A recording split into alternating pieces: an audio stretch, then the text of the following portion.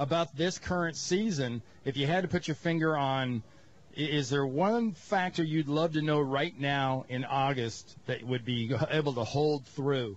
I'd want to know about surprise teams. I want to know about, are we going to have teams jump out of the pack this year? Or is this going to be a real racing form going with past history type of a year? Are we going to see most of our playoff teams return to form? Because my perception is it's such a disadvantage to be a young, inexperienced team in this format without the proper training up front that I'm very curious to see what awaits a young, successful team like Kansas City compared to teams like Pittsburgh and the Patriots and the Jets. Light rain falling as we speak here at Foxborough as we broadcast live from New England Patriots training camp. Tony in Boston is next here on Sirius XM NFL Radio. How you guys doing today? What's up, Tone? Doing great. Well, the only thing that's bothered me on this off-season so far is the re-signing of Matt Light. I mean, he did great for us, and I like what he does, but he's getting slower, and I think that the guy that they've had behind him has picked up his game, but would there have been somebody else out there in the free agent draft that would have stepped in and maybe helped them out on that side of the line? I disagree with that take completely, and Randy, I'm curious as an offensive lineman to get your take. I still think Matt Light can play. I think that they drafted his eventual replacement in Nate Solder in the first round. They obviously have good depth and talent on this offensive line. Skarnecki is a hell of a coach. Light is such a proven veteran. Stability with the lockout is key. I thought that was a no-brainer to bring him back. Well, and they parted ways with Nick Kazir. They have made some adjustments personnel-wise up front. They drafted a kid like Sebastian Vollmer. Now, would they like Vollmer to be the left tackle? If in a perfect world, if they'd had the whole offseason, would they go with Vollmer at left and maybe go with Solder at right and maybe wouldn't have signed Light to that same deal? Well, we'll never know. There's a possibility. Sure. But are you going to really put somebody other than a proven veteran who knows your system and plays well on this team at Tom Brady's You can't back? risk it. You can't do it. I think it would have been silly. I agree with you. I think Matt Light's lost a little off his fastball. But as a group, this is still a really good offensive line with him in it. Yeah, I think so as well. We say hello to I in Virginia, who's next here on Sirius XM NFL Radio. I, what's cooking? What's up, gentlemen? It's me, Einstein. Hey, listen, guys, I've been listening to you guys for a while. First time caller, love the show. Thank you. But I got a little problem with this. Everybody's talking about now the Jets and the Patriots rivalry versus the Steelers and Raven rivalry. I'll say this: before Rex Ryan even came to the Jets, nobody even really paid them much of attention. They're like, well, maybe the Jets are going to beat the Patriots one day. Then Rex Ryan shows up and gets them all hyped, and that's good. I like that. But when you're talking about, hey, I can't stand them, this lady just flipped me off because she had a Raven all over her car and I showed her my Steeler hat flying down the road. And so when I think of the Jets and the Patriots, that's in the making. But the Raven and Steelers, I don't care where I go, the conversation starts bad. And when I look at our team now, the players can't stand each other. Yeah, we respect each other, but until they beat us, it's hate. Besides, we call them the Southeast Cleveland Browns. I actually would make the case that these two rivalries are two of the best currently in the NFL. I still, historically, Washington and Dallas and Green Bay and Chicago. I mean, as good as it gets historically in Green Bay and Chicago, obviously still a big rivalry this past year, and it's been a great rivalry over the last few. But the Patriots and the Jets, no love lost. When you look at the organizations, you look at the players, you look at the fan bases, and yeah, you say the exact same thing, Randy, when you take a look at the Baltimore Ravens and the Pittsburgh Steelers. If you're going to ask me to choose one that's nastier than the other, I think the Steelers and Ravens is the nastier of the two. Oh, there's no doubt. It's got all the natural history. It's got as much of the, if not more, of the geographical value to it with the briefness of the drive between Cleveland and Pittsburgh. of the opening games of the 2011 season. I can't wait to see that Ravens-Steelers game. But you know what? We're not at Ravens camp. We're not at Steeler camp.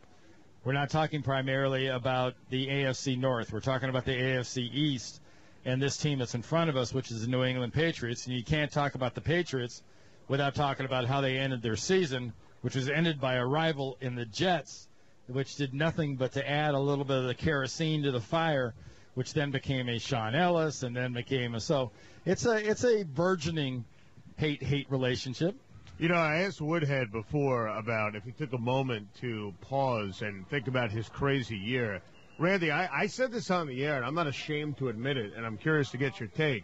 When the Patriots signed Woodhead, you remember that was before the Week 2 game against the Jets, and I laughed and said, oh, that's classic Belichick. He's going to sign Woodhead. They're playing the Jets. He'll pick his brain. His brain, cut him Monday. And then he's done. Yeah. And lo and behold, he's become an integral player for this team. Well, it goes back to if you gave True Serum to Mike Tannenbaum and Rex Ryan, and you asked them, okay, what would have Danny Woodhead done for you in 2010 that he would have done that he did differently for Bill Belichick in New England? They probably looked at you and said, nothing. You're right. You'd have seen less Sean Green. You'd have seen less of some of the power side, but he'd have added, because he is who he is. You're going to use him in a specific manner, and they could afford to let him go and go without that. You know, that's a different kind of a role that does not even exist on their football team. That's why he's not playing there.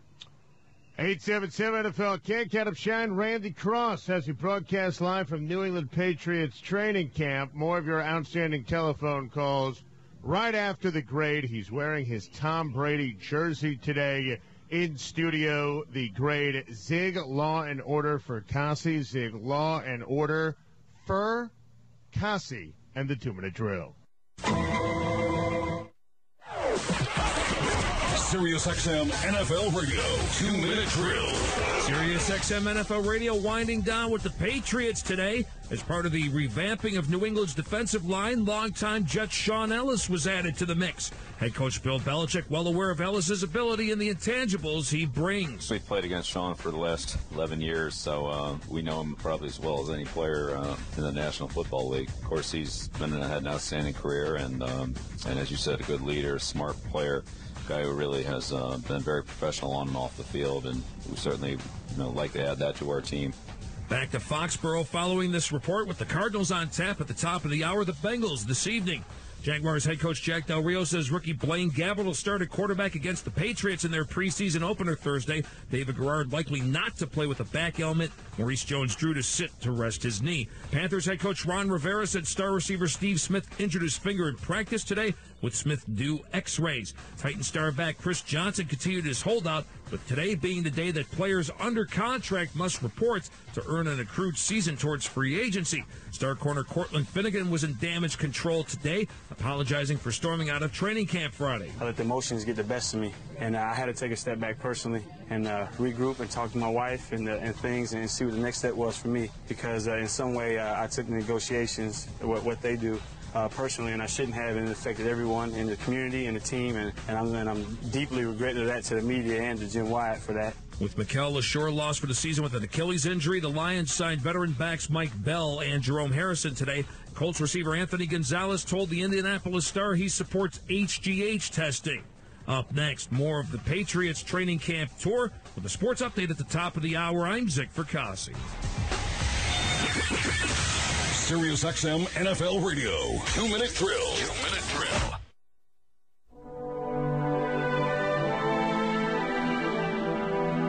The ultimate season preview. SiriusXM NFL Radio's Training Camp Tour 2011. It's the SiriusXM Blitz. Here are your hosts, Adam Shine and Randy Cross.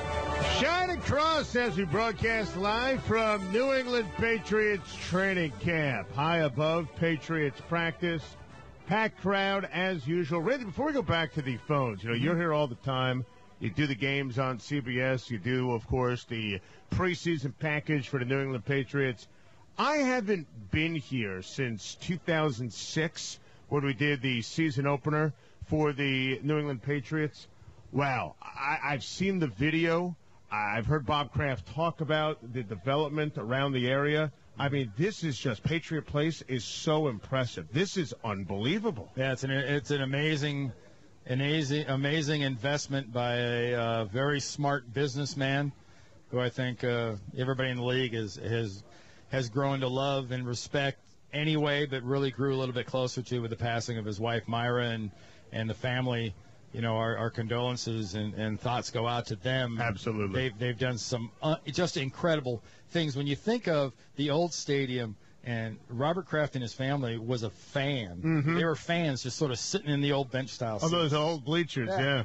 And what he's built here between the indoor facility there, the Dana-Farber Field House. You mentioned Patriot Place, the whole retail footprint they have here. And then, you know, oh, yeah, by the way, it's also the Patriots and what they've built here as an organization. And you look at the crowd today, it's packed as per usual. This is normally what they get in New England. And it's just impressive. I mean, you think, and a good job referencing the old stadium. Think about what the Patriots used to be and now what they are now. I mean, we're talking about a model franchise, one of the model franchises in all of sports. Forget the NFL.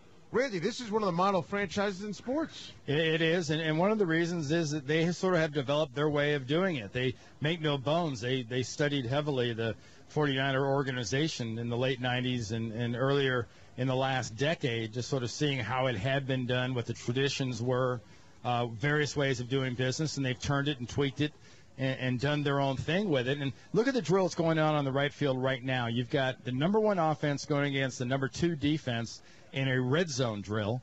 So you're scoring. I mean, you're practicing your scoring opportunities. And now the defense on the far field at the same time is going against the backup offense in what looks to be kind of a plus territory / nickel type situation. So, I mean, they do nothing that isn't a specific drill for a specific situation during a football game. Brady pitching the ball to Ben Jarvis, Green Ellis, who runs towards us on the near side of the field. Listen, I think that Ben Jarvis, Green Ellis can do it again. Some people wonder aloud, you know, is that a fluke for him? You know, you reference, you go into the final preseason game. He didn't know if he was going to make the team. You know, kind of get the sense talking to him, talking to people on the air, off the air, they expect even better things out of Ben Jarvis, Green Ellis this season. Well, pick an example, whether it's a guy like Welker, a player like Ben Jarvis, Green Ellis, a running back like Arian Foster, doing what he did in his second season, and player after player after player that was either drafted low or wasn't drafted, came into this game as a free agent. They live off doing things that people tell them they can't. Absolutely. And on a regular basis, in fact, not yearly, monthly, people tell Ben Jarvis, Green Ellis what he can't do on this great football team. Look, I just spent minutes talking about how Mark Ingram would have been the perfect fit in New England. And he keeps carving a space out. As a guy like Julian Edelman, the receiver, who's behind Wes Welker and learning behind him, is a guy that had to carve his own space out. And we talked to Devin McCourty. He didn't start as a Pro Bowl corner last year.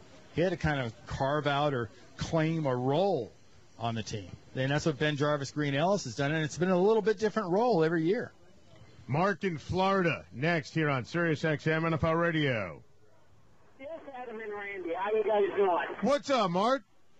I was wondering, as far as from the guy's position, how Marcus Cannon, the rookie out of TCU, how he looks, because where he got knocked down in the draft because he had I was wondering how he's looking, and also if any word going on if Logan Mankins might be eligible for long-term contract for him.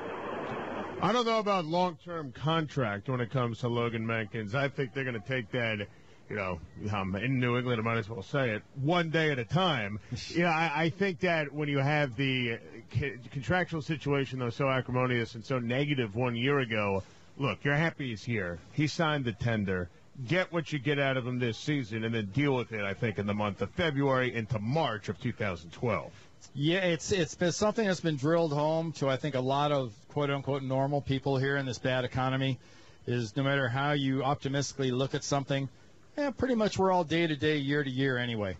And more NFL players have had to come to grips with the fact where they're going to have one-year contracts. They may be year-to-year from here on out. And Matt Light's going to be one of those types of players. I think Cannon's a wonderful story. And my guess would be with the cancer treatments and everything else, the Cannon you see on the football field right now in